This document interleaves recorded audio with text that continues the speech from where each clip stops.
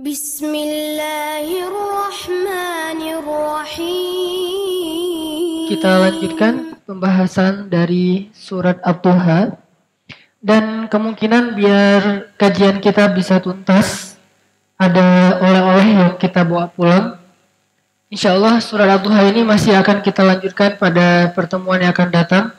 Jadi penggalan demi penggalan kita bedah supaya dia bisa jadi bekal kita untuk jadi mood booster kalau kita lagi moodnya drop. Tadi kita membahas tentang firman Allah Subhanahu wa taala di ayat ke-6, alam yajidka yatiman fa'awa. Ini adalah bukti kalau Allah mawadda'aka rabbuka wa ma qala. Allah tuh enggak pernah ninggalin kita dan gak pernah benci sama kita. Itu bukti teman-teman. Ini penting banget untuk kita rasain, untuk kita belajar yakin kalau Allah itu gak pernah ninggalin kita, gak pernah benci sama kita. Itu penting banget dalam hidup. Karena itulah yang ngebedain orang beriman sama orang yang gak beriman. Bukan di lafaz. Karena orang yang tidak beriman juga mengatakan asyhadu an la ilaha illallah. Kok bisa Ustaz? Namanya orang munafik. Orang munafik juga mengatakan amanna billahi wa bil yaumil akhir. Kami percaya kepada Allah dan hari akhir.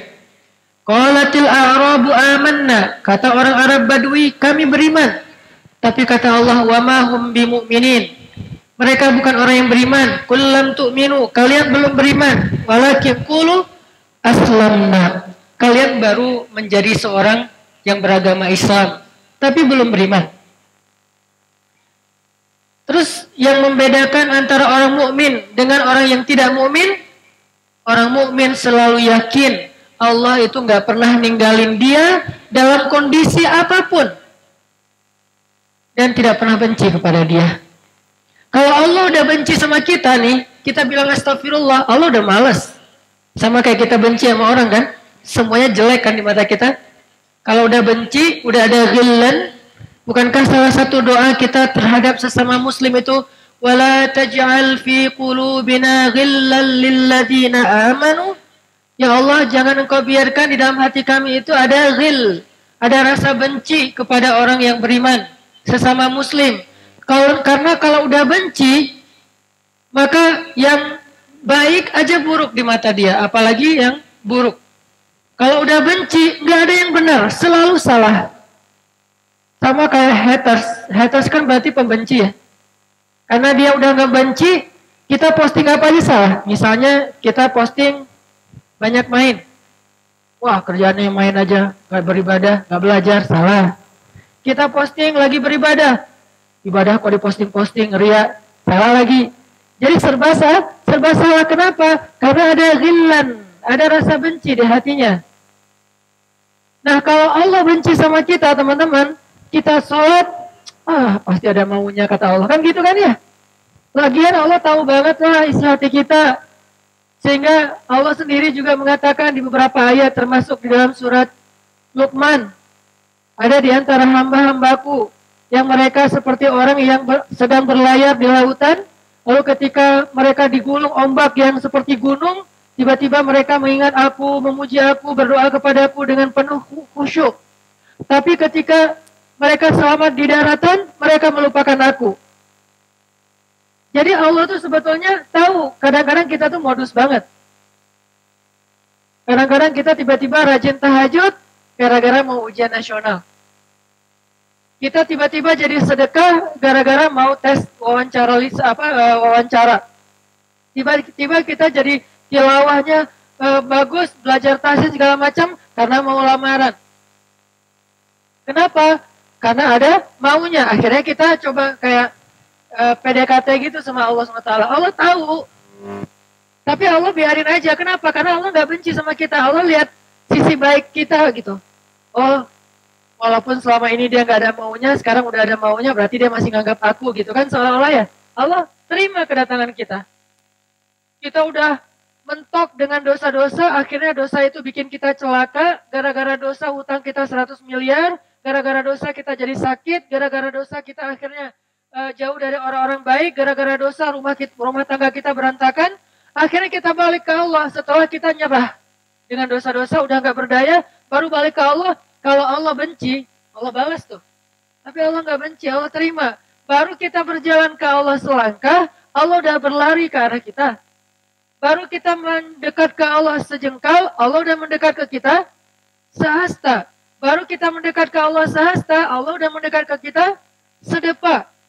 Ini bukti bahwa ma wadda'aka rabbuka wa ma qala. Ini perlu banget buat kita belajar yakin ini, teman-teman. Ayat 3 ini salah satu ayat yang membedakan mukmin dengan orang yang ghairu mukmin, yang tidak beriman. Orang mukmin selalu percaya Allah tuh nggak pernah benci sama dia.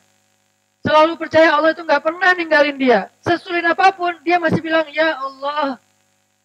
Sementok apapun, dia masih mengangkat, ya Rabbi. Walaupun dengan logika manusia, dia bilang dia udah celaka. Tapi dia mengatakan, la haula wa la quwata illa billah. Hasbi Allah, hasbunallah. Itulah kalimat orang yang beriman karena dia percaya, ma wadda'aka rabbuka wa ma qala. Kalau orang yang tidak beriman, negaranya modern, negaranya maju, bangunan-bangunan di negaranya tuh futuristik, kota-kotanya tuh smart city, tapi angka bunuh dirinya tuh paling tinggi. Kenapa? Karena dia putus asa setelah mendapatkan satu masalah kecil, karena dia tidak pernah yakin bahwa Allah sayang sama dia, bahwa Allah pasti nolongin dia, seolah-olah hidupnya sudah selesai dengan hanya masalah sepele. Buat teman-teman yang merasa lemah ketika habis diputusin sepihak. Pas lagi sayang-sayangnya. Hidup kita belum berakhir. Ada yang gak pernah mutusin kita, yaitu Allah Subhanahu wa Ta'ala. Allah gak pernah mutusin kita. Ma wadda'aka rabbuka wa ma qala. Apalagi lagi sayang-sayangnya sama Allah terus diputusin. Gak mungkin. Kalau makhluk lagi sayang-sayangnya diputusin, mungkin. Dan itu gak enak banget. Jadi curhat. Itu kalau misalnya lagi kayak gitu diputusin gak enak banget. Tapi ke Allah gak bakalan, teman-teman. Kenapa? Karena Allah itu sayang banget. Lebih sayang Allah ke kita daripada ibu kita kepada kita. Nah, ibu kita sayang ke kita juga bagian dari kasih sayang Allah. Ayah kita bagian dari kasih sayang Allah. Pasangan kita bagian dari kasih sayang Allah. Anak kita bagian dari kasih sayang Allah. Sahabat dan geng kita bagian dari kasih sayang Allah. Jadi kasih sayang Allah yang wujud, yang kita lihat adalah lewat orang tua kita, lewat keluarga kita, lewat teman-teman kita. Masih banyak lagi kasih sayang Allah yang kita nggak sadari tapi ada dalam kehidupan kita. Ini yang perlu kita bangun, teman-teman. Ini namanya belajar akidah yang sebenarnya. Karena buat saya pribadi, belajar akidah itu bukan belajar teori. Belajar akidah itu bukan belajar istilah. Mana rububiyah, mana uluhiyah, mana asma, mana sifat. Ini untuk kalangan tertentu ya. Kalangan para ulama, para dai. Tapi untuk kita, aplikatifnya, kita nggak harus hafal rububiyah. Kita nggak harus hafal uluhiyah itu bedanya dengan rububiyah apa. Yang penting kita yakin. Baru nanti bonusnya kita belajar teori itu. Tapi kita belajar ya, belajar yakin. Yang sering saya ulang-ulang, bagaimana seorang Bilal bin Rabah dengan satu kata saja, itu bisa dia aplikasikan membuat dia tabah menghadapi ujian yang kadang kita nggak sanggup menghadapi ujian kayak gitu.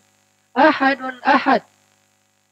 Bagaimana seorang Ibrahim muda, Ibrahim yang masih usia kita gitu, 17 tahun, ada yang bilang 20-an tahun, ketika dimasukkan ke dalam api, mengatakan, hasbi Allah itu cukup buat dia.